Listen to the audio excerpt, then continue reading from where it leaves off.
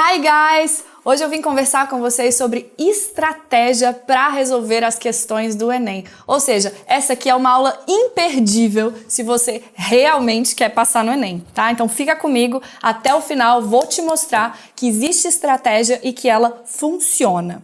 Bom, eu já tinha falado disso com vocês, né? Que para dominar um idioma, a gente precisa de 4 competências. A gente precisa compreender o que a gente lê, né? Você tem que ser capaz de ler um texto naquele outro idioma e entender. Ser capaz de ouvir aquele outro idioma e entender. Ser capaz de fazer um texto, ou seja, de ter uma produção escrita. E também de ter uma produção oral, ou seja, de falar aquele idioma.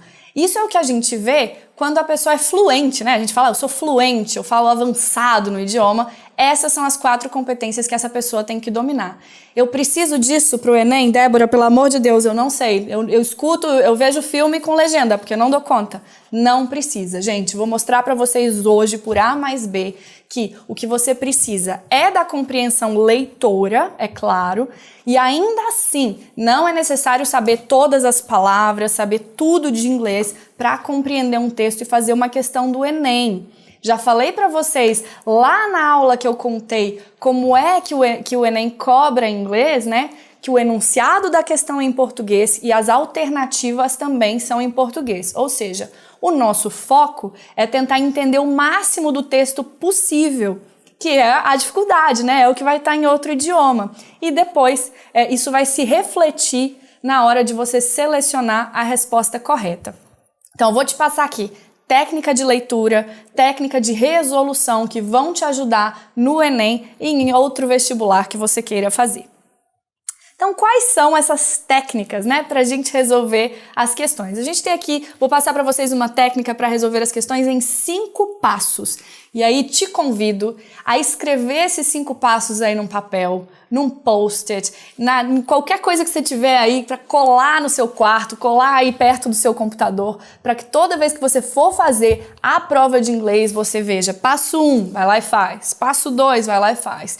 E depois de completado os 5 passos, você vai selecionar a alternativa e com a prática você vai ver que cada vez mais você vai selecionar a alternativa correta, tá bom? Então, guarda essa imagem aqui com os 5 passos, escreve, né? Tem gente que depois que escreve é que guarda melhor, escreve, coloca aí na sua frente, na frente da cama, na frente do computador, que isso vai te ajudar com certeza. Bom, qual que é o passo 1?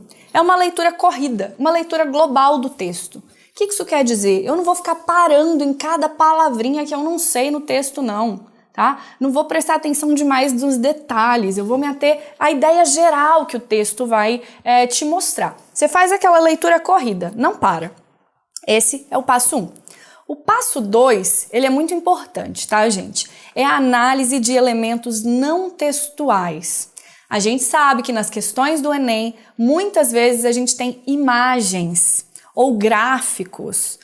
Às vezes você pode olhar qual é a fonte do texto. Tudo isso não faz parte do texto em si, mas te ajuda na hora de resolver a questão.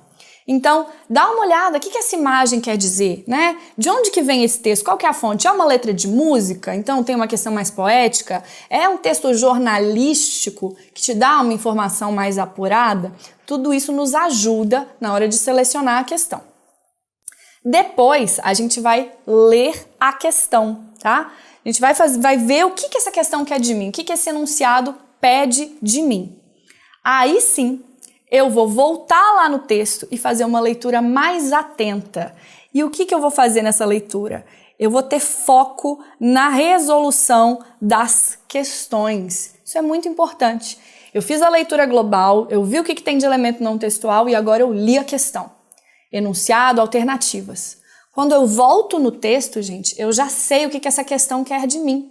Às vezes é um detalhe. Vocês vão ver, a gente vai fazer muita questão aqui, né? Mas vocês vão ver que a maioria das questões que tem um texto muito grande, que às vezes assusta o aluno, pensa, meu Deus, não vai dar tempo de eu ler isso aqui. Quando você lê o enunciado, vocês veem que o que o examinador realmente quer, né? Ele quer um detalhezinho. Se você souber onde é que está esse detalhezinho, você nem precisa depois ler o texto inteiro. Você faz uma leitura atenta, com foco naquilo que o examinador quer de você. E aí depois você faz a última análise das questões e seleciona a alternativa correta. Esses são os 5 passos. E agora eu vou mostrar para vocês que a gente é capaz de fazer isso. Vem cá. Olha só, eu trouxe aqui um texto, né, que poderia ser um texto do Enem. Vamos ler junto? Fear on top of fear. Why anti... E aí tá preto. Por quê? Porque eu quero mostrar para você que você não precisa ter um mega blaster vocabulário para fazer essa questão, tá? Então, eu tirei algumas palavras-chave do texto e a gente vai ter que conseguir resolver essa questão sem a palavra-chave. Será que a gente vai dar conta? Why anti-tanana Americans tanana the wave of new tanana owners? Ficou esquisito, né? Faltou palavra. E, gente, é assim que muitos de nós lemos textos em outro idioma. Falta uma palavra, falta a compreensão de alguma palavra.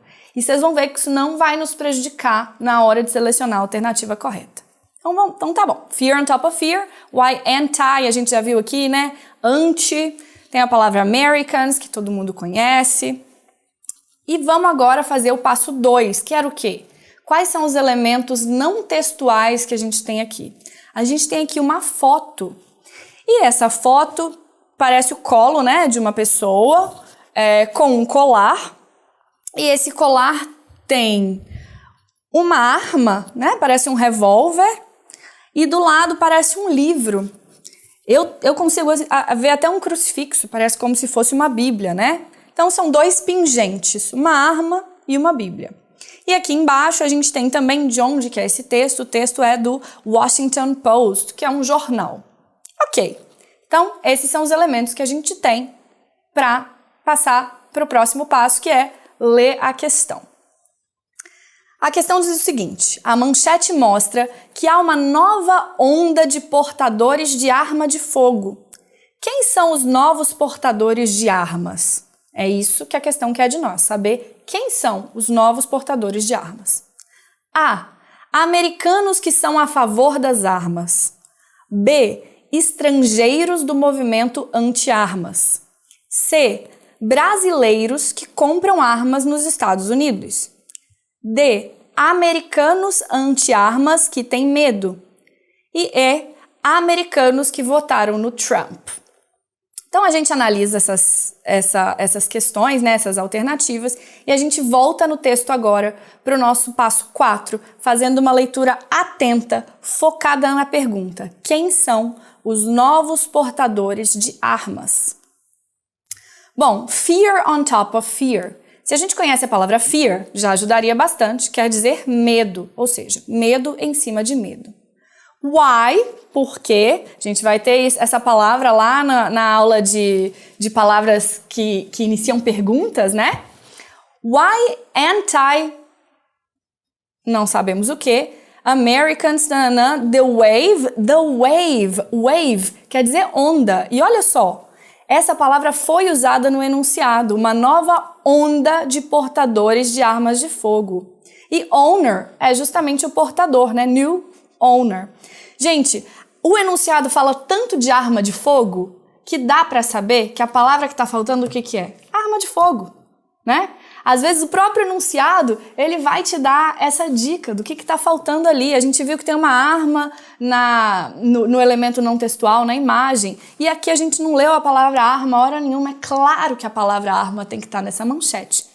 E a gente tem a palavra anti, tem americanos. Vamos lá. Americanos que são a favor das armas. A gente pode já tirar essa porque a gente viu que aqui tem a palavra anti. Quem é anti é contra, não é a favor. Não é verdade? Depois, estrangeiros. Ninguém falou de estrangeiro aqui. A gente só viu Americans. Brasileiros. Ninguém falou de brasileiros aqui. A gente só viu Americans. Pensa bem, só com isso a gente já eliminou 3 alternativas. Americanos anti-armas que têm medo. Olha a palavra aqui de novo. Anti e anti, né? Americanos que votaram no Trump. Tem algum lugar aqui falando de Trump? Não tem. Você vê que com pouquíssima coisa, com pouquíssimo elemento, a gente consegue marcar a alternativa certa e gabaritar. Então é por isso que a gente precisa, sim, ter técnica, ter estratégia para resolver as questões. Acredito mostrado para vocês aqui que não é preciso nem entender todas as palavras do texto para marcar a alternativa correta. Então, se você quiser gabaritar comigo, guarda esses 5 passos e vem fazer as próximas questões comigo também.